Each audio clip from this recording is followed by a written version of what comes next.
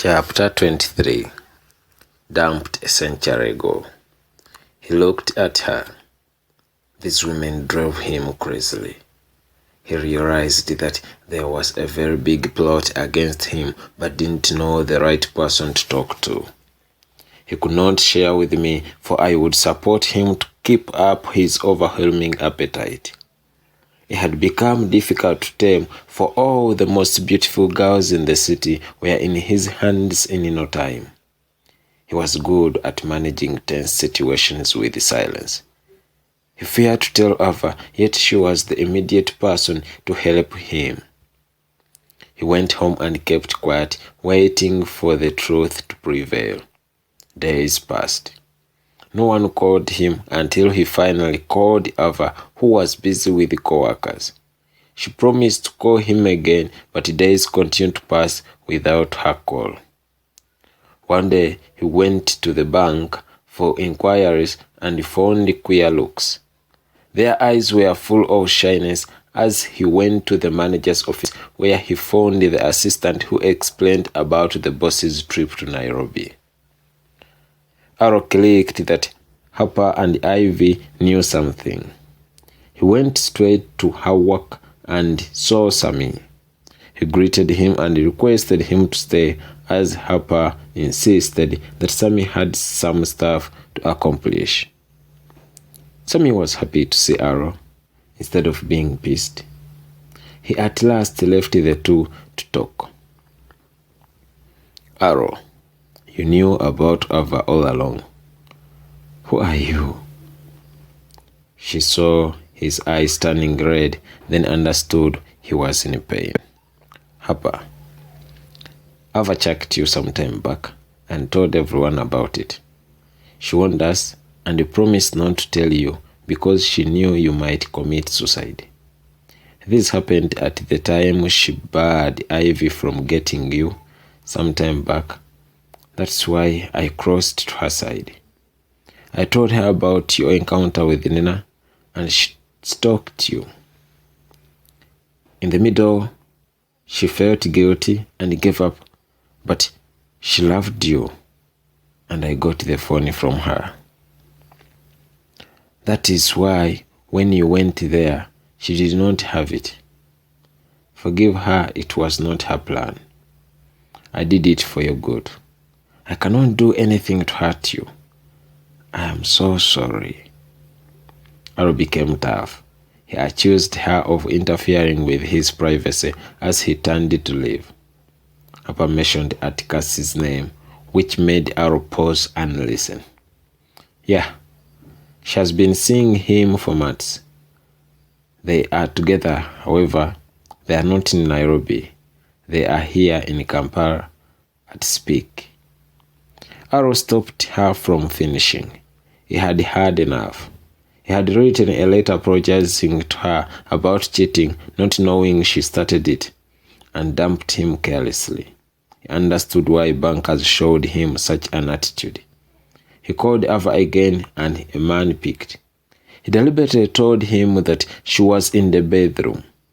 Arrow requested the man to handle her with care because he would not forgive Atticus if he hurt her. Atticus laughed at Arrow and called him a loser. Arrow, we are not in the race. Ava is my wife and she's coming back to me soon. I am the master of this game. Stay tuned. Don't hurt her because if you do, I'll peel off your scrotum. Ava pulled the phone from Atticus and hung it up. She warned Atticus that Arrow's words were poisonous, and if he didn't take caution, he would fight Arrow soon. He continued calling numerous times. Ava never picked. She had mysteriously left him without warning, for the two never had a solemn misunderstanding. He didn't cry as expected. He shrugged the shoulders and threw his hands. Then Harper asked, why aren't you annoyed? He instead asked Harper to escort him to X Hotel. However, she hesitated, reasoning that it would be someone else, not her. Her intention remained positive towards Ivy, for she believed this girl was good for him. he kept quiet and calm as if nothing had happened. Harper wanted him to stay, since the news of Ava might have broken him like groundnuts at the head of a peso in the motor. He instead asked her to tune his favorite song, and mimed it.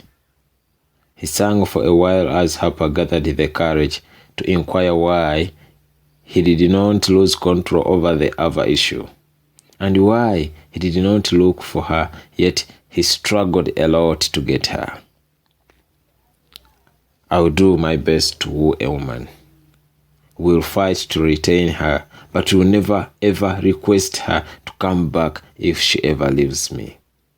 When quoting her, use all the energy because there are very many suitors, yet she has to choose. When she moves in, work on the couple's problems and let her raise her issues, then handle them until the couple completely has no issues that can break the relationship. Love her, respect her. Love her again and never let her go. When she chucks you, it's her choice. She will come back when she discovers that you are the best, and if she does not, pray she enjoys life wherever she is as you move on. That is my philosophy." Arrow painfully lamented. Whatever he said fell in the ears of Ivy, who stood on the doorway. She wanted to enter, but listened to Arrow before she interrupted anything. Her heart oscillated around the chest with ecstasy. Arrow sensed someone watching him, then stopped to turn. He simply received a hug from Harper as she signaled to Ivy with her hand to disappear. Harper was one person who naturally worthed Ava and yearned for an opportune moment to see his best friend separate from her. When she turned him down, Harper was the happiest. "I always saw Arrow as a coward who would kneel for Ava because he loved her so much, but it seemed I was always wrong. How come I did not see this earlier?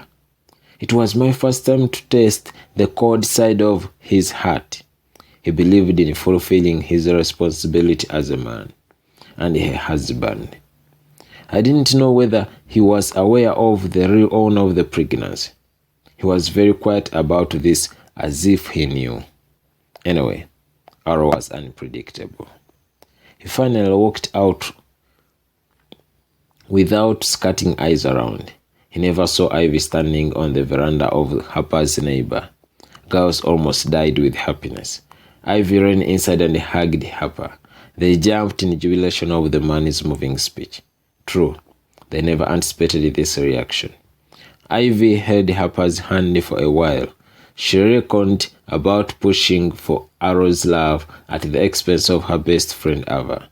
She was in total fear, for she didn't know how to explain it to her that she had screwed her man. Harper proposed to make it open to everyone such that it burned to ashes. She wanted Ava to know about it and forget about it. Then forget about the man. Harper seriously got the phone and called Ava immediately. When she heard Harper's voice, she turned off. She used Ivy's phone, which went through, but Ava never picked. She was busy with Atticus, who finally answered that Ava was not around. When Ivy got the phone, she sent Ava a text that she was sorry, although Ava took it for granted.